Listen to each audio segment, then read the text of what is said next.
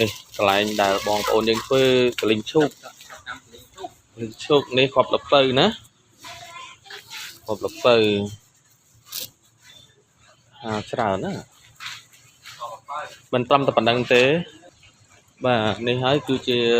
គ្រាប់កលិញឈូកបងប្អូនហើយមើលទៅច្រើនណានេះជាម៉ាស៊ីនសម្រាប់យើងវាយបកស្បកនោះខាងនោះខាងម៉ាស៊ីនលីងនៅខាងនោះម៉ាស៊ីនលីងនៅខាងនោះហើយខ្ញុំមកខ្ជិលដើរចូលទៅវារៀងចង្អៀតដែរណាអូច្រើនណាស់នេះឃើញទេនេះគ្រាប់ឈូកដែល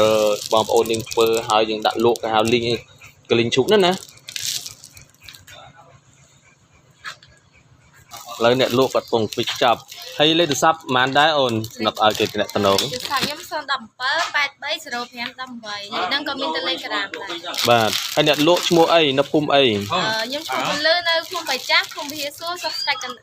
កណ្ដាលខេត្តកណ្ដាលបាទអរគុណហើយចាំបើសិនតែមានការចង់តំណងដូចជាកលិញឈូកគ្រាប់លពៅលីងអីនេះគឺនៅក្នុងតំបន់នេះគឺយើងមានលក់ឲ្យតាក់ទងជាមួយនឹងបងអូនស្រីណាបាទសូមអរគុណបាយបាយ